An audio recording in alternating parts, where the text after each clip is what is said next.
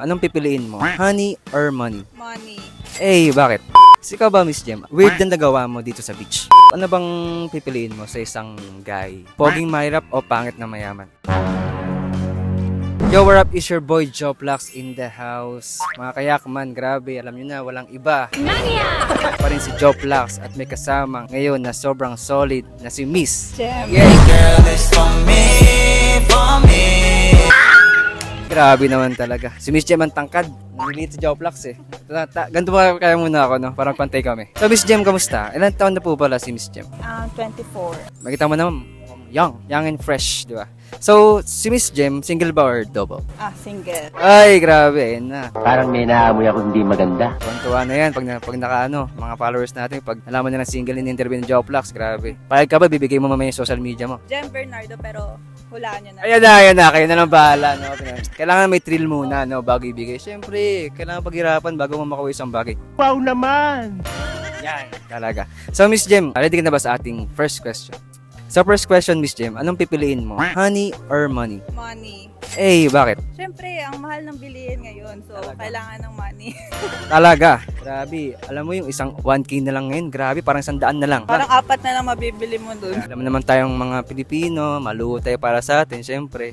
Yes. So, ikaw ba, naniniwala ko ba, money can't buy happiness? Money can buy happiness. Kasi, Kasi, ano na siya, necessity na siya. So, kung walang money, ang hirap na. ito nga, may next question si Joplax. Ano bang pipiliin mo sa isang guy? Poging mahirap o pangit na mayaman? Pangit na mayaman na lang. Bakit? Kasi kailangan ko ng provider. Ay! Kailangan ng sugar. Sugar. Di naman ganun siya. Sorry, my bad. Kailangan ng, hardworking. Talaga naman. Oo. Kumbaga, Regardless sa itsura, basta hardworking, okay na yan. grabe naman talaga. Ikaw ba, Miss Jen, kumbaga sa isang guy ba, mahalaga rin sa iyong attitude? Oo, attitude, tsaka yung respect. Respect. Siyempre, lalo na, mga babae, kailangan talaga respeto, dapat minamahal, no? Hindi sinasaktan, no? Walang ganun. Bad yun. Bad yun. Siyempre, unang-una sa lahat, masama manakit ang damdamin ng isang tao. Dami physical. Yes! Yan, bawal yan. Red flag. Yan, X na. Ikaw ba, Miss Jem? Weird na nagawa mo dito sa beach? Parang wala pa. Or like na parang pinaka-awkward lang na kunyari. Anything na like na, di mo inaasahan, kunyari, tasing ka, ganun, or like, Ay, hindi. Siguro yung nagpipicture kami sa tubig, tas hinalo na lang ako. nalong ka. Saka dinala. Sa LU yun eh. Sa Sobrang LU. ang lakas ng wave doon, di ba? So, yun. Yun lang. Hindi mo na-expect. Hindi mo na-expect talaga. Nakaya talaga, lalo na pag maraming tao, no? Yeah.